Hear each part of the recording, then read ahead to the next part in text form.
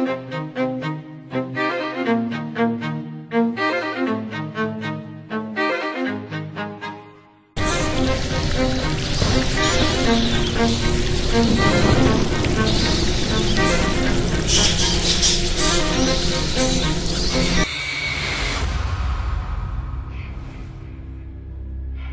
name was Jason, and today is his birthday.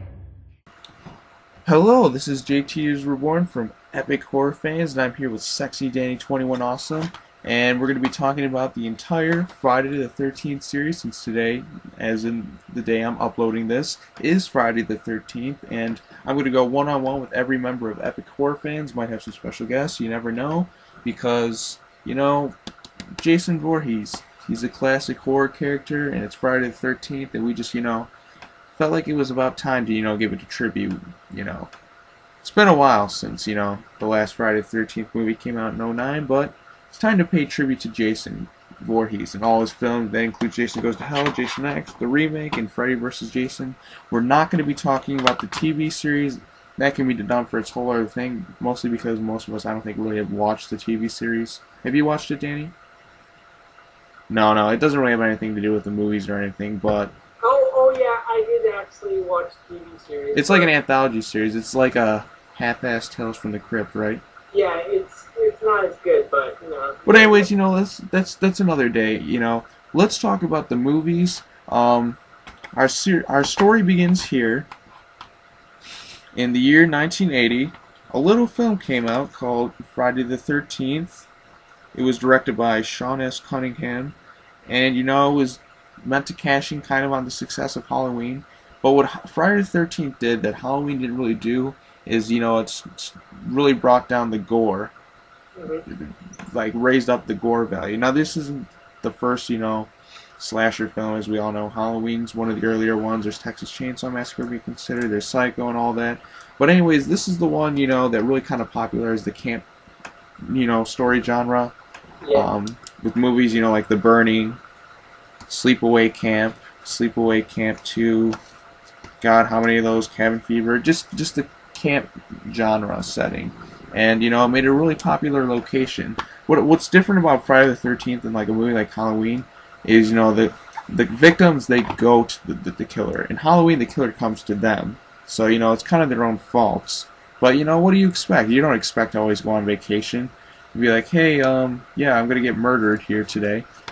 But anyways, let's talk about the first film. I'm gonna go ahead and give Danny a chance here to tell us what he thinks of the movie. We should go over a basic plot synopsis, I think, even though plot's kind of wearing thin on this movie.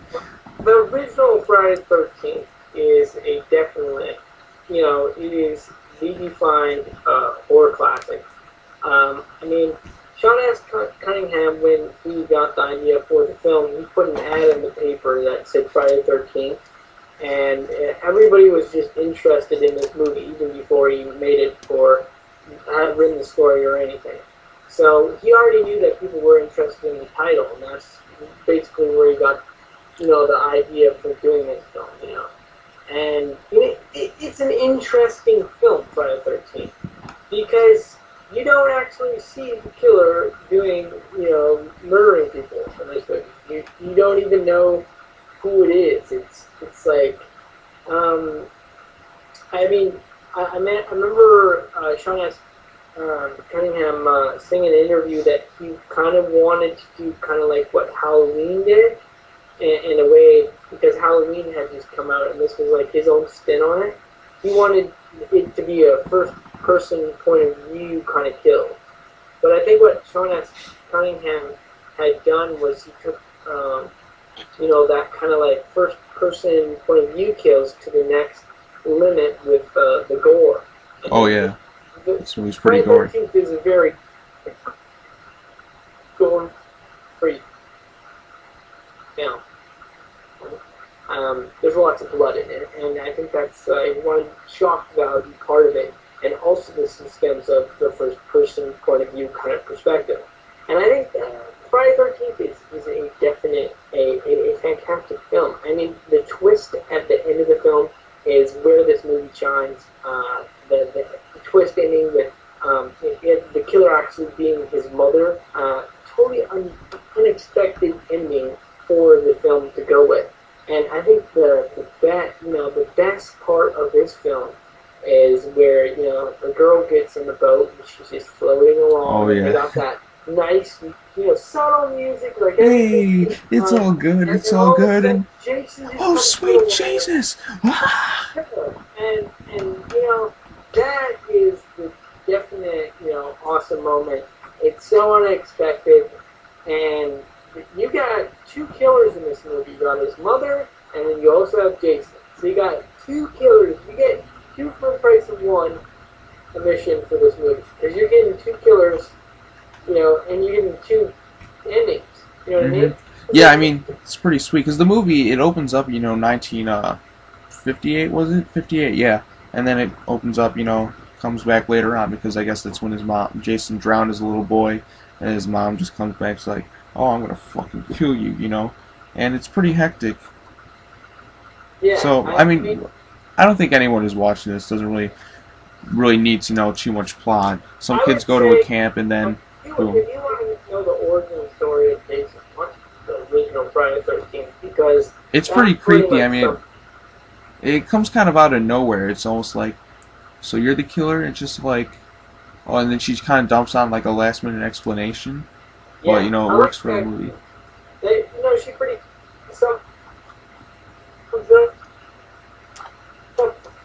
right there, you know, what you know, where Jason comes from and everything.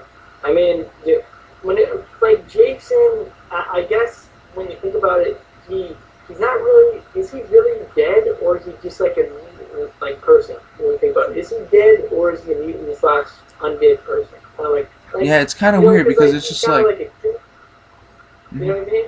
Yeah, I've always kind of had issues with that in a way. I'm just like, did he come back to life? Because if he was alive, why didn't he just be like, Mom, look at me. I'm still here. You don't really have to do any killing anymore. Because they even show that in, like, well, we can get to it later, but in the remake, he watches, you know, his mom get killed, and it's just like, why doesn't he just show up, be like, Mom, look, I'm right here. Oh, son, you're alive. I think it was kind of like a Phantom of the Opera thing, where like Jason didn't want his mom to know that he was still alive because he was like deformed or something. I'm not sure. Because well, it still doesn't make it's just kind of something I always had kind of issues with the series with. It's just like, well, if he was alive, why didn't he just go to his mom? Or wouldn't his mom have been like, you're still alive, and I've been killing all these people for, well, I mean, they're idiots, but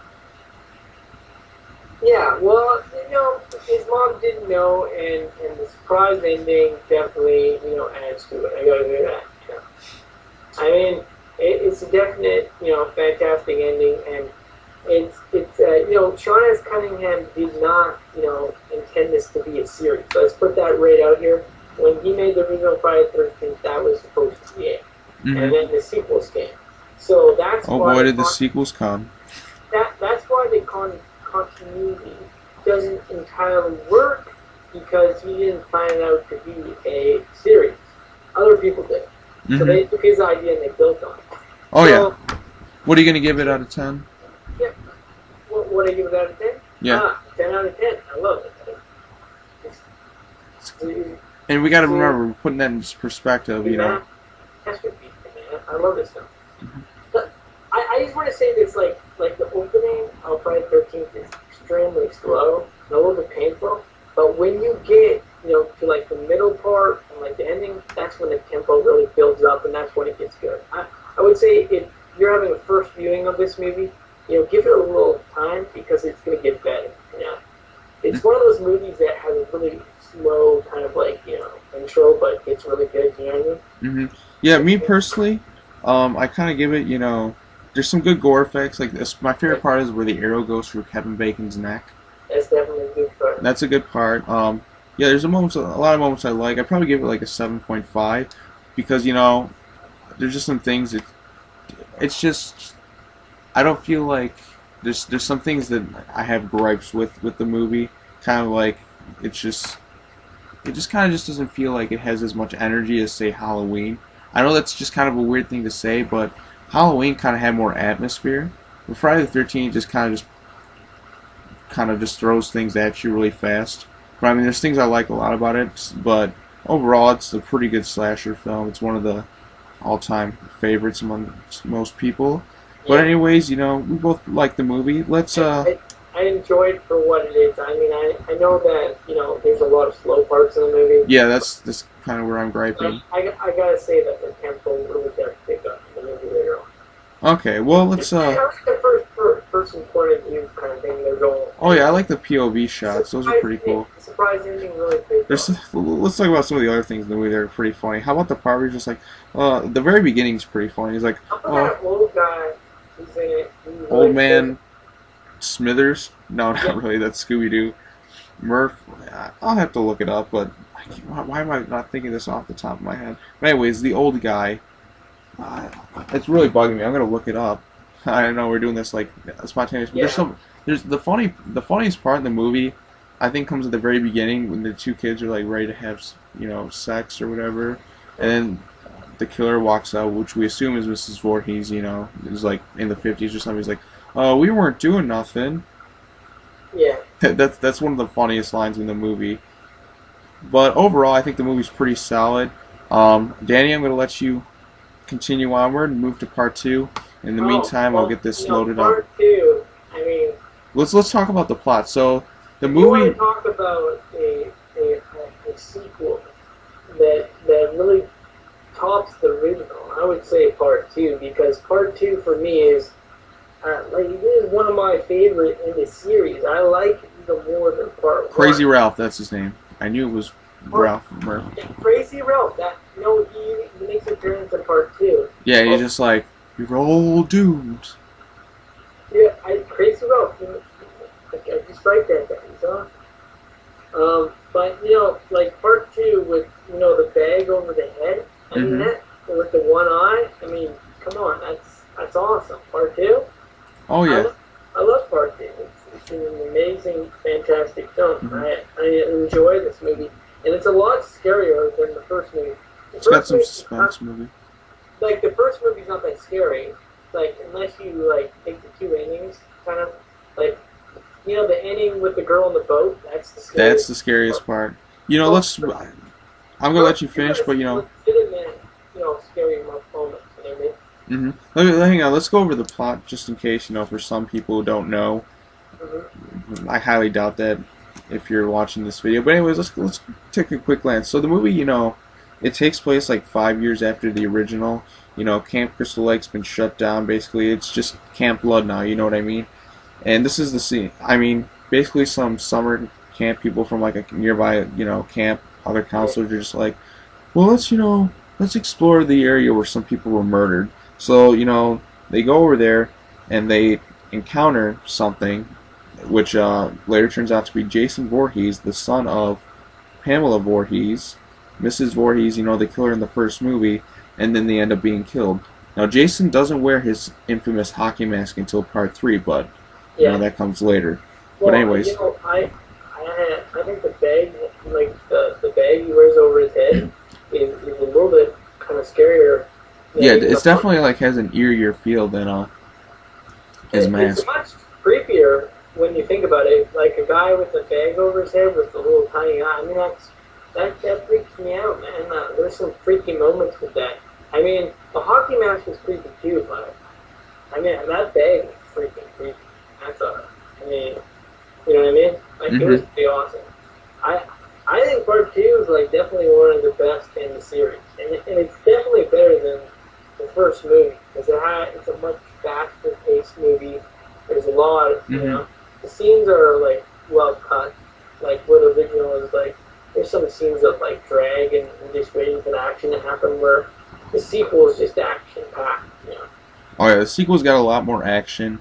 I mean, when you go into the movie, you're just like, well, Mrs. Voorhees is done. Who's going to be the killer? Is she just going to come back and be this like zombie killer? Because in the first movie, spoiler alert, her head gets fucking chopped right off, and it's just like, and it's just like, wow, is she going to come back or something? And then no, it ends up being Jason, which I think is kind of cool.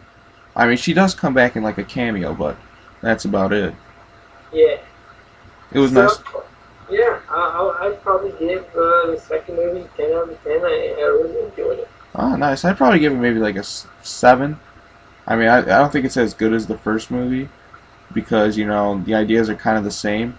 But I do like the idea of Jason. I like Jason Yeah. more than his mom as a killer. I like it because it's a lot scarier than the first movie. I thought. I thought there was a lot. Really It does have some fresher moments. I'll give it that.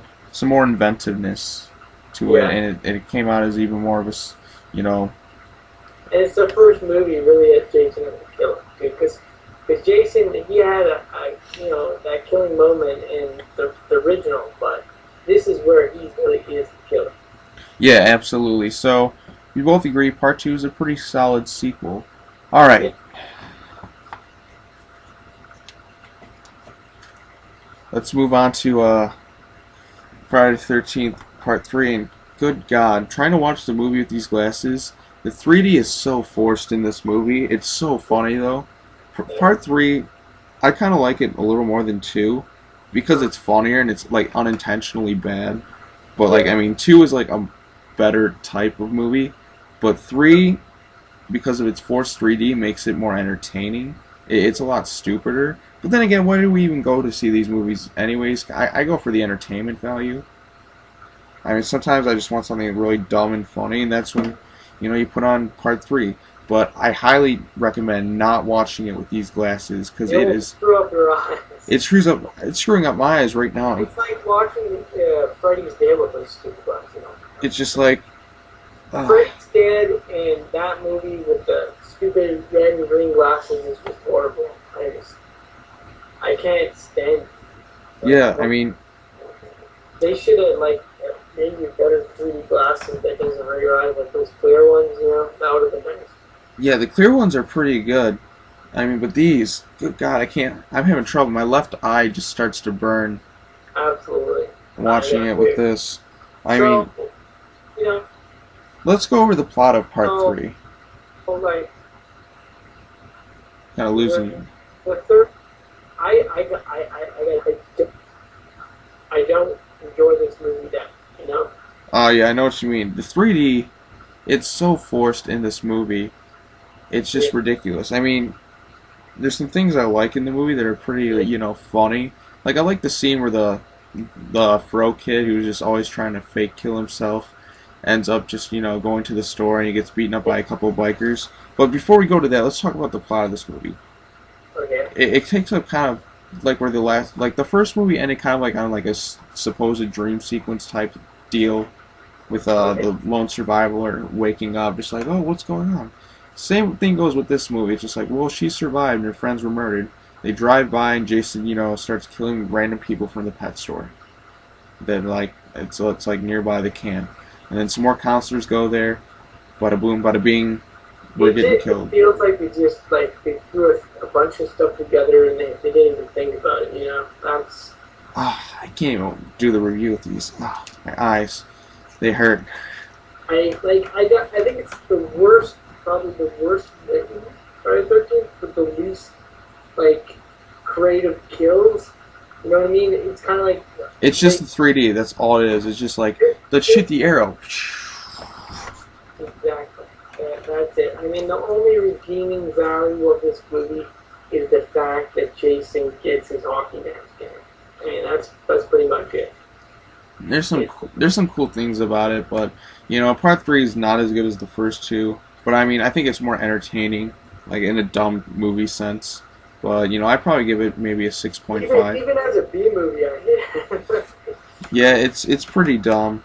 I gotta tell you, I hate the movie. I don't enjoy it at all.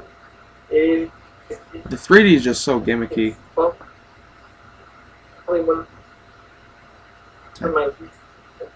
Yeah, but the redeeming value is Jason's hockey mask in the movie. And some of the kills, fans is the ultimate, awesome.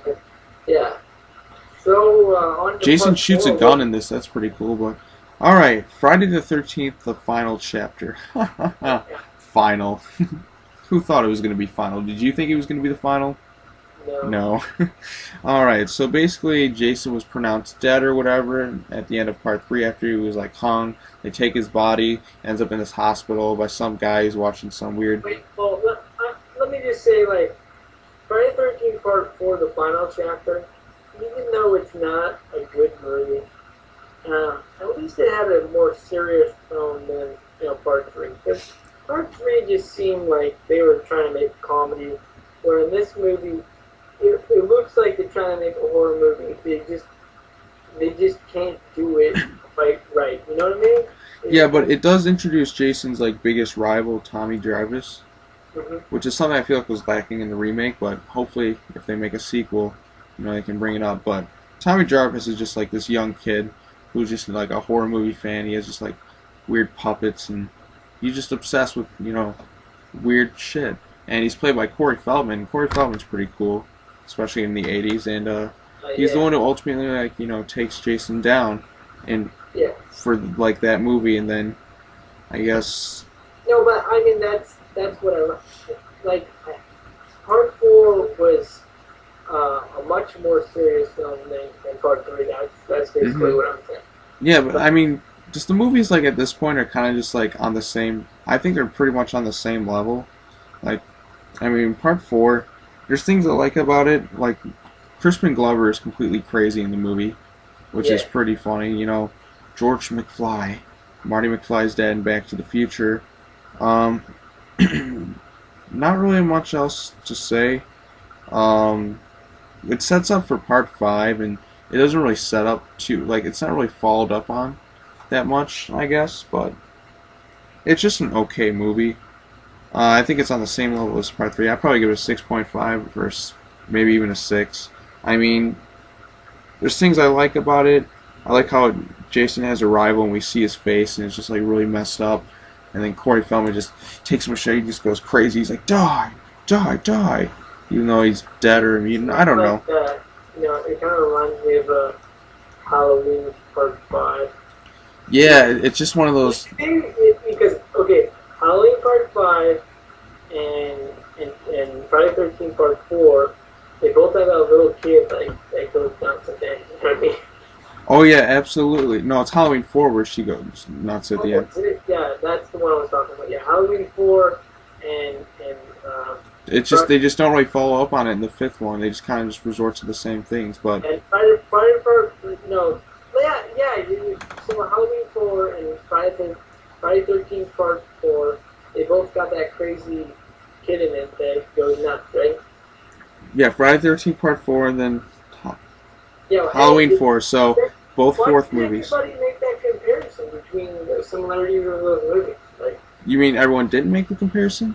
Or not really? I mean, like, I've seen lots of reviews, but nobody... Yeah, I don't think really anyone's made that comparison. You're right. I was just thinking about that right now, about that little girl who's basically gone psychotic, and the little boy, and they're almost like, kind of like the same character when you think about it. I mean... Yeah, he becomes Jason, and she becomes like Michael Myers, but they don't follow up on it, really. Yeah, see what I mean? Yeah, exactly, and then they're in the 5th movie, and then they're done after the 6th. Alright, what do you think of Part 4? Do you have a rating for it? Yeah.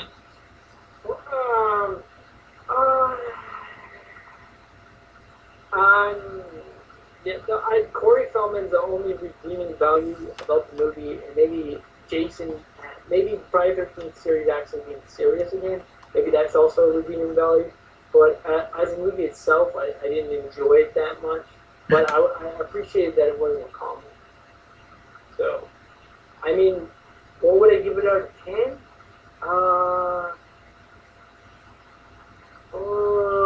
Maybe a 5. Maybe a 5. I'll probably give it a 5. Yeah, it's pretty weak.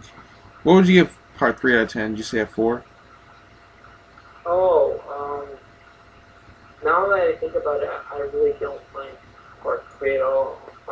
Maybe a 4. I guess I give it a 4. Okay, I see what you go there. Alright, Yeah. let's move on to A New Beginning in both respects. I mean, with Friday the 13th Part 5, they wanted to, take the series in a fresh new perspective, basing it kind of on Tommy Jarvis.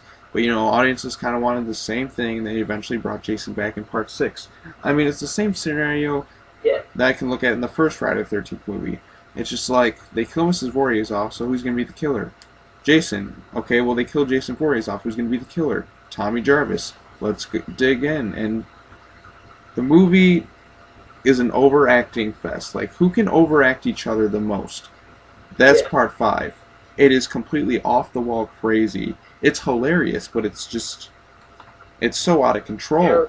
I mean, the killer, I don't know who the killer is. Is it Tommy? Is it? It's a horrible, horrible movie. It is pretty bad. I mean, the guy who plays Tommy speaks 24 words. That's the it. only good character in it was that, the black kid, the orphan black kid. Yeah, yeah. The funniest part in the movie, though, I don't know. It's tough to say, but I like the part He where. was pretty cool. Yeah, he was pretty cool. The funniest part in the movie, though, is just the part where he's just, I got 2 chocolate bars. There's a guy who's just like, there's a guy in an axe, and there's a guy who's like, here, I got chocolate bars. You want a chocolate bar? And he's just like, no. No. And then he's just like, okay, I'm going to leave it here. He's like, leave me alone. Whoa, you're out of line. And then the guy just kills him with an axe, and then that's it. Oh, you mean the handicapped guy? Yeah, the one guy is just like, I brought you a chocolate bar. Do you want a chocolate bar? No. I thought that was just horrible how he killed the handicapped. Yeah, the movie is just like a horrific nightmare. It's just like, I mean, it was kind of funny, but like it's almost offensive at the same time. It's like it's like a Mad TV parody or something, It's like, what the fuck? I know. I mean? Like, it's one of those, what the hell were they thinking moments, What were they thinking exactly? I mean, that's the only good death. That's probably the only good death in the movie because it's the only person you care about that he killed. You know what I mean? Mm-hmm. And all the other people that he killed in the movie, you don't really care about. So maybe that handicapped guy, because I cared about that guy. I thought it sucked that he got killed. He seemed like an interesting character. Yeah, you just everyone's just such an asshole. That reminded me of the handicapped guy from Leprechaun. The first Leprechaun movie. Yeah, the really dumb guy. Yeah, didn't he remind you of that guy? Yeah, he kind of did. Just a clumsy comedic relief. Yeah. But the movie itself, the ending makes absolutely no sense whatsoever. It's just like Tommy's just like with some person. They're just trying to stop Jason, and then I guess they stop him, and then Tommy's in the hospital. He opens the drawer, puts on the mask, and he's Jason Voorhees. What? Was this a dream? Was it a nightmare? Was Tommy really Jason? The ending made absolutely no sense. The ending was so fucked up that when part 6 came around, they completely just forgot about it, changed Tommy's character. What I call this movie, I call this Fake Jason. Fake Jason, exactly. This movie, as far as like an entertaining movie, if you're looking for the dumbest and funny, this one's one of the funniest in the series because it's really stupid. In that case, I give it like a 7 or 8 out of 10 for like just hilarious overacting. But as far as the movie's concerned, you get like a legit movie, 4 out of 10. 4 out of 10. Skip it. I give it a 3. A what? A 3 out of 10. Ooh, you're lower than me. Oh yeah. But part 5, yeah, it sucks, but it's entertaining. If you're looking for a bad movie for entertainment, I'd say check it out. But as a movie in general, it just sucks. All right, on to part 6. Jason Lives, my favorite in the entire series. 9 out of 10. I love Jason Lives. I almost consider it a precursor to the movie Scream in a way, with more self-aware horror. I mean, there's some moment. It's kind of got like a classic Universal Monsters feel. Jason's resurrected by lightning. He's like a walking zombie. There's some good action scenes in the movie. It's not like overly Friday the 13th-y, I guess, if you want to call it. I mean, it's not always about, the sex. I mean, what most people go to see the movie for anyways. I mean, I don't mind it, but I'm just saying this one takes kind of a different turn. And it's just about, just some entertainment. It's entertaining as hell. It's funny, and it's self-aware. Like, one of my favorite scenes involves people like driving through the woods. They're just like, dear, when you see a man in a hockey mask, out in the middle of the woods on the road, and he's just like right in front of your car, what do? You get out of there. Okay, well, let's try and get out of here. And there's Jason right there, and it's pretty funny, but it's just kind of off the wall in a way, but I think this one's the best in the entire series. Danny, your thoughts? I agree with you. It definitely takes away from the dark tone of 1, 2, and I guess the 4th movie, but at the same time, I would say, I'm not saying the fourth movie is a good film. This is a definite, action-packed, in a way, I would say it's definitely a step up from the series. They've turned it more into an action film than a horror film in this one. Which might turn some people off. Which is enjoyable to a point. So I would give this movie, I guess I'd give it this is a hard rating for me. I guess I'd give it a 7. It's pretty solid. So it's a pretty solid entry in the series. It's nice to see some freshness brought back to, this franchise. Alright, moving on to Friday the 13th, Part 7, The New Blood, the first in the series to have Kane Hodder playing Jason, and he'd played Jason through all the way up to Jason X, and then they recasted him. And this is the most badass, unmatched Jason in the entire series. Oh, he's just so badass, just what Kane Hodder's able to do. This is masked off in this series. He looks, I don't know what you want to say, he looks like a creeper. It's awesome because you actually get to see what Jason looks like with his mask off. In zombie form. And you can tell that the people that made this movie put a lot of effort into it. And he goes through some crazy shit. And it's awesome to have Jason against an opponent. That's a lot of the problems I have with some horror movies. Just your killer needs an opponent that's equal to him. I mean, yeah. The movie kind of ruins it because when just the one girl trying to escape, it's not as cool as just seeing someone kind of just kick the bad guy's ass. You know what I mean? That's what's awesome. But anyways, the plot of the movie, there's two superpowered people. There's Jason, and then there's a young girl named Tina Shepard who's got telekinetic powers. And with her telekinetic powers, she brings Jason out from under the lake. Because at the end of Part 6, Tommy Jarvis, he straps a rock to Jason, and Jason just basically drowns. But she brings him back to life. And, yeah, that's pretty cool, I guess. But the best things about the movie are the action scenes where she's, she's shooting nails at him, she's blasting him with fire, she's throwing couches and vases, roofs are collapsing, he's going through stairs, lights are hitting him. It's just so crazy, and it's just so epic. With the lights hitting now is just so awesome. And you know what the best part about this movie is? The practical effects. Oh, I love the practical effects. You gotta admit, this is top-notch stuff right here. They put so much effort into this movie, the people that worked on the special effects, and I gotta give it to them. This is probably one of the best Jason movies with practical effects, and seeing Jason unmasked in this movie is just fantastic. So I gotta give this movie a 10 out of 10. I enjoyed this movie. Kane Hodder plays a fantastic Jason. I love this movie. Pretty sweet entry in the series. I give it an 8 out of 10. I like it more than the first two Friday the 13th movies, so this one's pretty much my second favorite in the series. Yeah, second favorite. I mean, after Part 6, and then I go first one, and then second, and then, onward. But anyways, that one's pretty solid.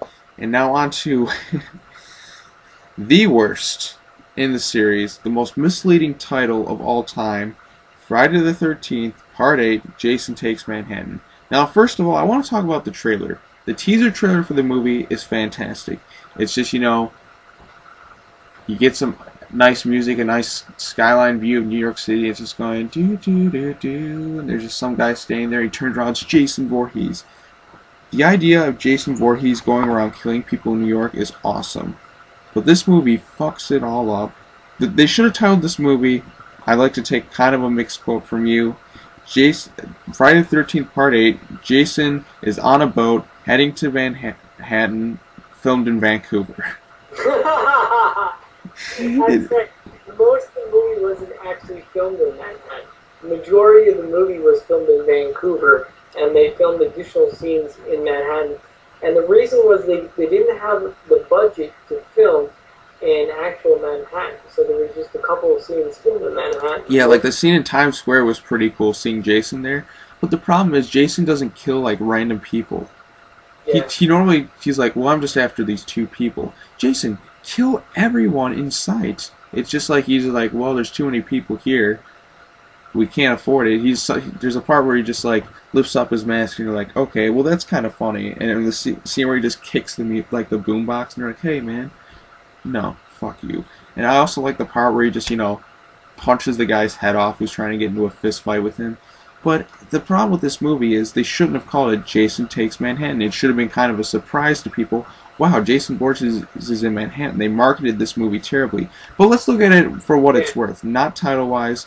The movie, it's still not very good. He's just on a ship. He's just resurrected by the dumbest way. Some people are just on the lake, just cruising on their boat.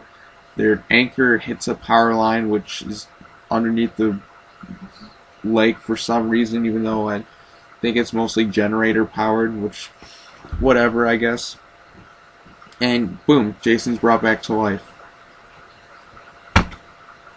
And then he heads to Manhattan. He doesn't really kill anyone in Manhattan, which is a huge disappointment. He only kills people in Vancouver. But just the movie, it sucks. It's terrible. 3 out of 10. Oh, actually, this isn't the worst in this series. We haven't hit that low yet. 3 out of 10. This movie, 2 out of 10.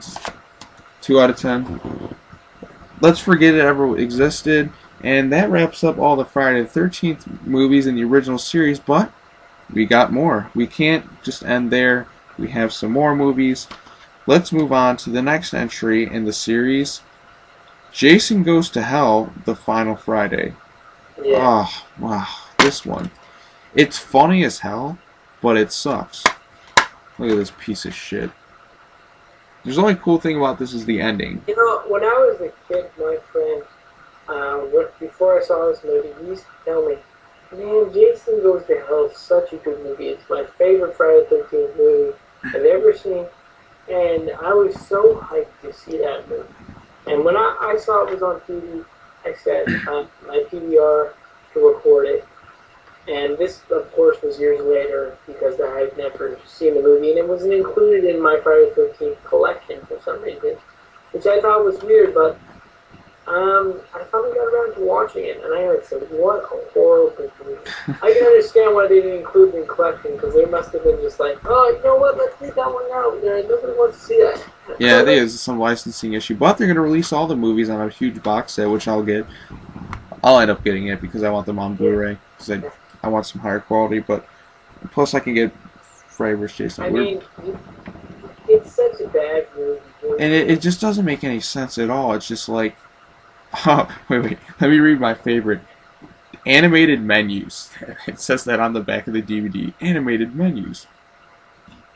Hilarious. But anyways, let's plot of the movie. Okay. Continuity-wise, this movie doesn't work at all. I don't really get where it would be, but Jason's makeup looks terrible. It's horrible. Like, just his head and that. The beginning of the movie, I guess, Jason's, he's back. It's been, a long time. They really wanted to make a Freddy vs. Jason movie, which would eventually get made in 2003, but he was just like, Sean S. Cunningham was just giving up, so they ended up making this instead. And, yeah, it sucks. So anyways, at the beginning of the movie, some FBI task force takes out Jason, and boom, he's done. He gets blown up. It's a pretty cool scene, which I thought would have been safe for the ending, but there's this one cool character, and I'm going to give this guy credit. He is one of the coolest characters, and he's the coolest character, the Duke. Creighton Duke, the black guy, Creighton Duke. He's just so cool. He's just like, well, she ain't had a taste of the Duke, but he's an asshole at the same time. I mean, he's like, I know how to kill Jason. But just the way it goes down, it's just, he gets this magic dagger, whatever the hell that is, and he needs like Jason's relative to, stab the heart of Jason Voorhees, and boom, he's dead. But you're beginning to think, well, who's doing all the killings? Well, some weird guy in a medical facility is just working. He's, analyzing the bodies, talking about it. He sees Jason's heart, it starts beating, and then he eats it. Like, what the hell is going on? Why would you eat that black tar of disgustingness? And then and that possesses people, which means Jason is, by vicariously living through like each person individually, and the way he transfers, you know, his soul, I guess, is he spits out these like slug things into people's mouth or tongue or whatever. And I'm just like, what the hell is going on here? What is this crap? You know, it's like they took a script from like a different movie and then they just put Jason in. Yeah, it's completely stupid. And then he has like his siblings all of a sudden. Like what? We even get to go to the Voorhees house. But I will tell you one of the coolest Easter eggs in the movie is the Necronomicon from Evil Dead is in the Voorhees house. That I actually thought was pretty cool and clever. So the only two things I like. The ending with the connecting Freddy versus Jason, that's pretty awesome. Yeah, but we never got Freddy versus Jason versus Ash, which is pretty stupid. I've always wanted to see that, you know. But just the fact that this movie is it's just pretty bad. So Jason, he goes around possessing people, and then until he gets his own body back, I guess. It's just, wow, is it bad? So anyways, stabs the dagger in him. He gets dragged to hell. You know, it's unepic. It's pretty shitty, and it just, I don't even get the point of the movie. Just to, you know, keep the idea of Jason alive. 1 out of 10. This one's the worst in the whole series. I mean, Jason X is bad, but it's not this bad. I mean, it's funny.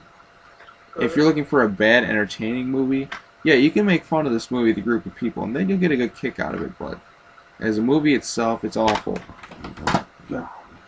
And that's the first one done by New Line Cinema, because Paramount had done the first 8. I agree with your 1 out of 10, because, I mean, it does have that thing about, you know, and not, you know, about the Evil Dead connection, and also Freddy vs. Jason. I guess that's sort of one word. You know, Freddy vs. Jason was the only cool thing that came out of this. redeeming value about the movie is probably that. So maybe that's what I want. Yeah. So we can thank this movie for that movie. Yeah. Alright, on to the next movie. Ready? Dun, dun, dun, dun, dun, dun. Jason X. Oh god. The year is 2455.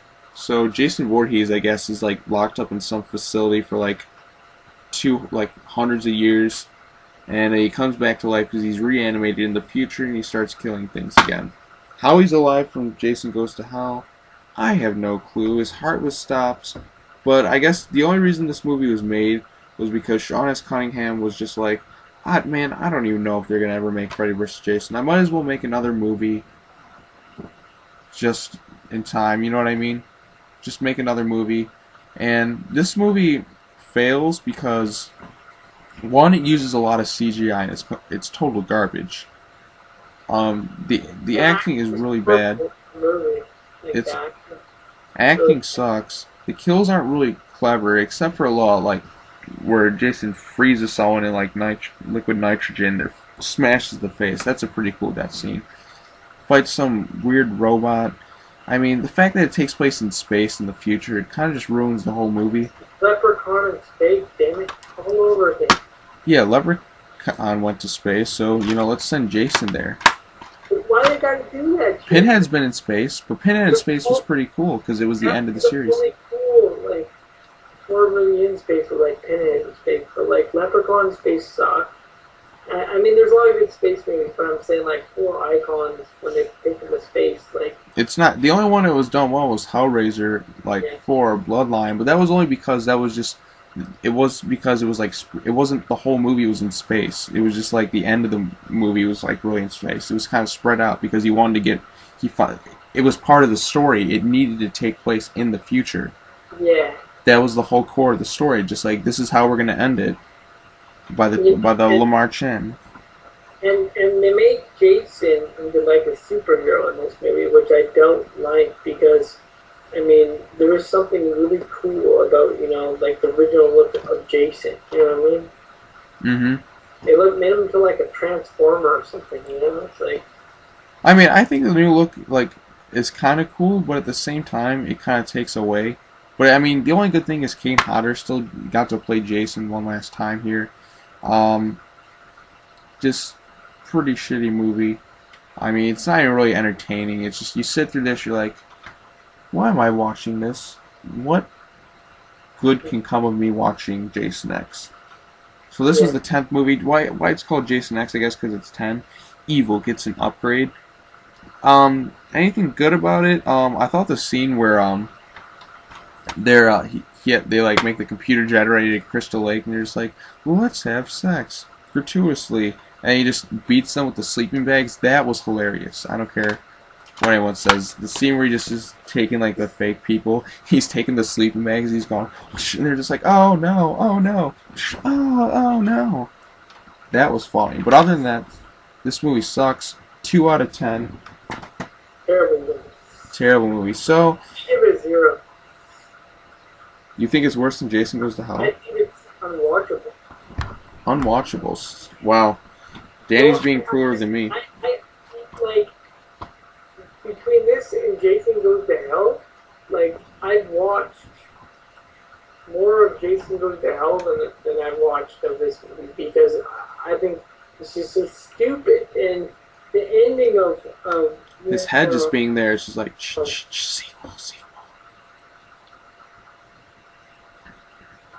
This the end's so bad.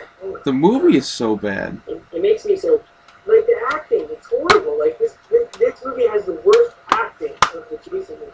You know Oh yeah, absolutely. It's that early 2000s crap that we saw in Halloween Resurrection. Yeah, exactly. Or when the internet was, hip, and AOL was dominating, and Yahoo chat rooms, and the Osbournes. Jason X, like, the acting in Jason X was a little bit better than like the acting wasn't as bad as it was in Jason Goes to Hell. No, actually I would say that acting in Jason Goes to Hell was actually better than Jason X. I'll say that. Because, like, at least they acted, like they were getting possessed by Jason. That looked real. Where in this movie, it's like the actors aren't even trying. You know what I mean? Oh yeah, no one's trying at all except Kane Hodder here. I think it's Jason X is like people taking a script and like reading their lines. Like, oh no, he's here now. It's like that. You know what I mean? Like, yeah, and the android fight between that and Jason, where Jason gets his ass kicked. You want Jason to take care of everyone, just knock him out. But it is a horrible movie, and I wish it upon no one except my worst enemies. I don't even think it should have existed. I was making fun of it when it came out. See, Jason X shouldn't have existed because it kind of spoils Freddy vs. Jason. But, fuck that. Let's get to a good movie in Freddy vs. Jason. As you can see, I don't have this on its individual disc because I'm going to get the Friday the 13th collection. It's just on, like, it came with the Elm Street, 4 film favorites. But hey, you get more bang for your buck. You get New Nightmare and Freddy vs. Jason on the same disc. Well, that's a pretty good deal. But anyways, Freddy vs. Jason was my most hyped movie for 2003. It's back, when I kind of moved into my house here. I'd watched the trailer like 100 times. I was like, wow.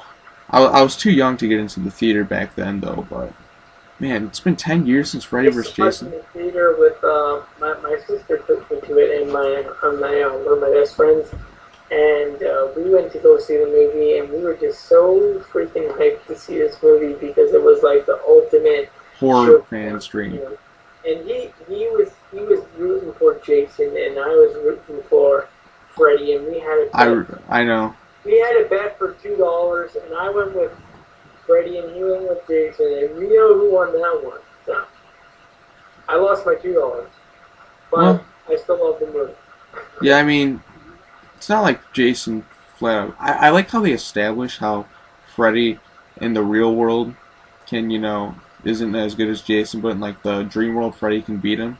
And there's an alternate ending also on the DVD and Blu-ray where Freddy actually wins, because they were actually going to go with that, but the audience reaction wasn't as positive. As They wanted to do a sequel, and I wanted to see a sequel. Freddy vs. Jason vs. Asher. The original ending they wanted to do was maybe like a big hand comes out from Crystal Lake, drags the both of them into hell, kind of like in Cabin in the Woods where the big hand pops out and goes, and then they end up in hell. They're fighting. Then They're gonna have Pinhead. yeah, they were gonna have Pinhead, fucking Pinhead.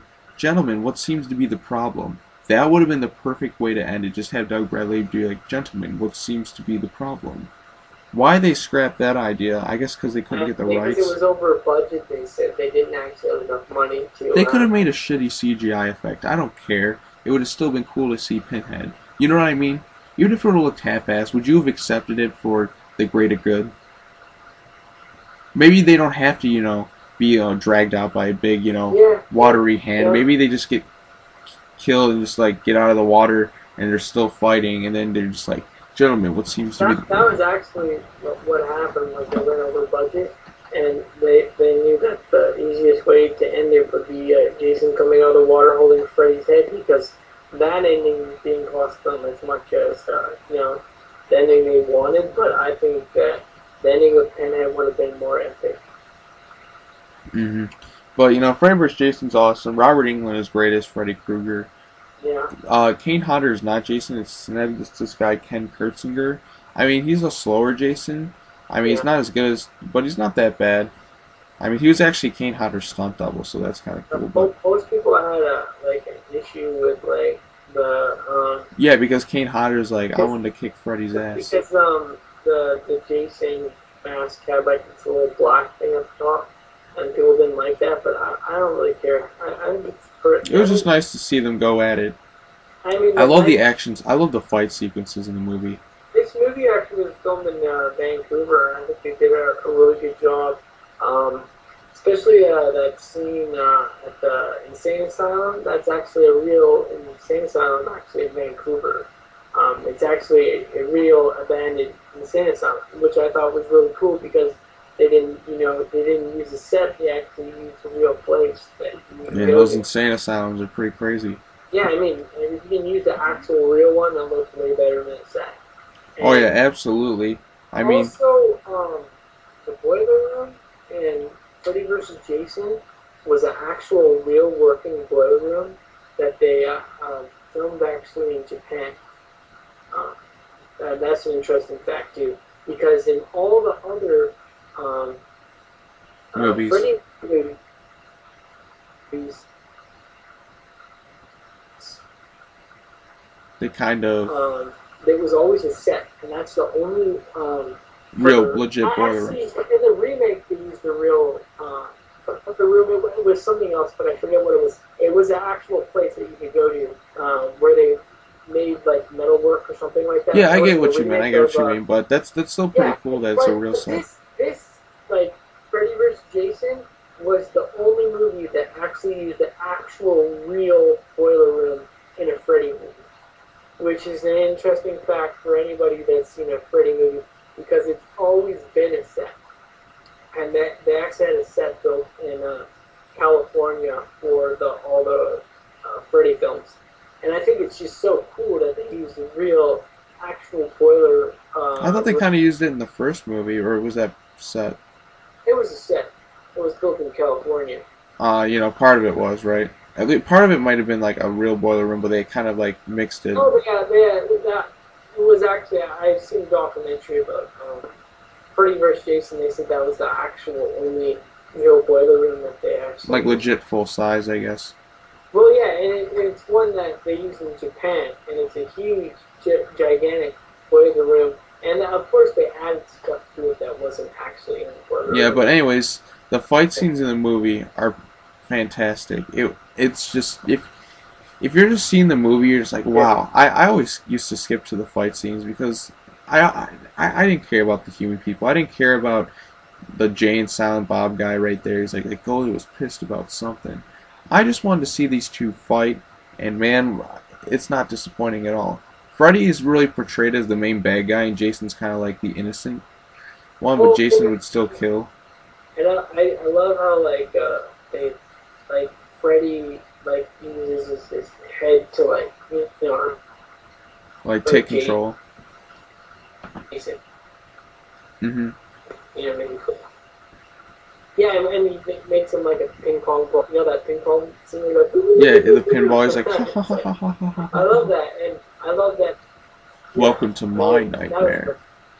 And I it's a they Freddy is a he uses his head to outsmart Jason basically, and Jason gets him in the end basically. But I love this movie. It's a fantastic film, and I give it 10 out of 10. And I love the practical effects in it, and I love all the work they put into it. They had green. They had a what was it like a green. The pool effect, they couldn't sink him because he was too big, so they had to put weights on him. Yeah, that's right. And there's also CGI, of course. The CGI is kind of weak. They did underwater CGI, which was interesting, mixed with practical effects. So they had like dead bodies. Yeah, there's some good shots in there, especially the part where Freddy flies out of the lake. Yeah. But it's a pretty solid movie.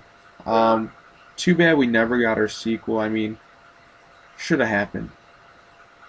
I would have rather had a sequel than the remakes, but I mean, I still like the remake, but I still would have rather had a sequel to Freddy vs. Jason, because I'm just like, you can just, why don't they do? Now, I love how they recreated Freddy's house in Freddy vs. Jason, because it looked exactly like the house in the original. And they went to Vancouver and they were scouting for houses, and they found a house that looked exactly like it. It's like just there. It was like, what the hell? Why does this house look exactly like the one from the original? That's pretty sweet. But it was there. A gripe with mine about this is, why don't they make more Versus movies? Yeah. Why not? I think they should remake Freddy vs. Jason. It's called Jason vs. Freddy. I mean, with the two remake characters. I mean, you can have like the Elm Street sequel, set it up kind of where Freddy, maybe he gets like pulled out of the dream world and they arrest him. Has anyone ever thought of that? What if they pulled Freddy out and they just arrested him? Yeah. Because you can't, if you kill, I mean, he's out in the real world. It's just like, if he can't kill himself, because that's defeating the whole purpose of his revenge thing. You know what I mean? Yeah, but don't you think that's funny that they were scouting for houses and they were wondering if they were going to have to build one, and they just found the exact same house in like Vancouver? Like, I mean, what are the chances that they would find an exact house that looked like the one from the original? I mean, pretty rare, but I mean, I think I love the house in it, and it looks just like the one from California. I mean, I can't tell the difference because you have to be like a real movie look to tell the difference. And Vancouver worked really well for Jason, because you got a lot of nice like rain scenes and stuff. I didn't even understand why they had to fake rain scenes in the movie, because it rains a lot in Vancouver. They had, you know what I mean? But like, I really enjoy this movie, and it's definitely one of my fan favorites. So I gotta give it 10 out of 10. What are you gonna give it, John? 9. JT more. 9.5. I just love watching the two fight. This one's definitely my favorite. I like it more than Part 6 because I just love watching the two fight. I mean, there's some things. Right. And the boiler room is huge in that movie. Like, it's massive. It's awesome. This is definitely the best Versus movie. And I'm not talking like monster versus movie. I'm talking like franchise versus franchise. I mean, it's better than Alien vs Predator. This one, it's just. Well, Frankenstein meets Wolfman's a pretty good one too. I think it kicks Alien vs Predator's ass. And Requiem, especially Requiem. But anyways, let's move on to Friday the 13th, the remake by Platinum Dunes. Oh, now I gotta say, this is just it is just like it is a breath of fresh air with this film, because I mean, they took what they liked about all the Friday the 13th movies, 1, 2, and 3, and they took that they still have a lot of comedy elements in it. Oh yeah. But they also tried to make it dark too, but it was pretty funny. There's a lot of funny stuff in this movie. Oh yeah, absolutely. This is it's one of the best remakes. I actually like it more than the original, to tell you the truth. And when it came out, people complained that they thought there was too much sex in it, and I'm just like, there's only like the Friday the 13th movie. Come on, what's wrong with you? Especially the stupendous one. Yeah, I mean, it's sex and nudity. That's That's what. Well, Friday, really, aren't there only like sex, drugs, and rock and roll? You know? there's only 2 scenes really. The one in the beginning and the one with that's really stupendous. I mean, there's other nude scenes, but wouldn't really count them. But gore, you know, pretty and Michael solid. Bay was the perfect person to take Jason on, you know, as a producer because He can get the money involved. He can get the money for the movies. I mean, you get the money, and Platinum Dunes did a decent job with remakes. You know, they've had some good and they've had some bad ones. They bring their A game. I mean, sure, Amityville Horrorville was a horrible remake. I'll admit that, but this movie is just top notch, and they bring their A game and they do it right, and they know what they did wrong in Amityville Horrorville. But when they came at this movie, it was just top notch awesome. We might be getting a sequel to this. I feel like it's going to come out soon, like maybe next year, because it's been rumored for a long time. I mean, Paramount just got the rights back. Platinum Dune's been talking about a sequel for ages. You know, They want to do it in the winter setting.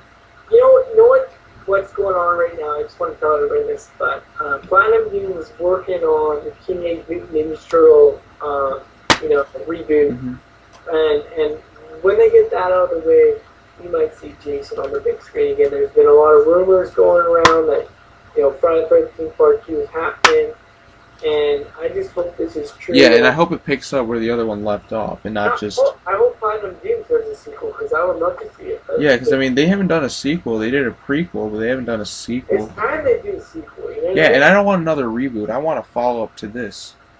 But, you know, let's talk about some of the cool factors. There's the things I have to nitpick, though, are the fact that he just watches his mother, you know, just die. He could have just popped up, be like, hey, Mom, look at me. That's a gripe I have. The coolest thing about this movie, though, there's a real asshole in the movie named Trent. You remember Trent? His name was Trent DeMarco or whatever. Michael Bay also made Transformers. In that movie, the actor Travis Van Winkle played a character named Trent. Guess what his last name was? Trent DeMarco. So, the same character from Transformers is in this movie. You know what that means, right? Jason, the Friday the 13th movie takes place in the same universe as Transformers. Mind equals blown.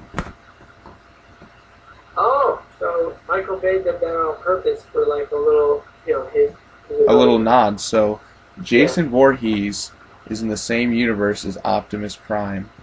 That's awesome. So, in the movie Transformers, when he's just like, wow, that bully Trent's a real asshole. I hope he gets what's coming to him. Yeah, he gets murdered by Jason Voorhees.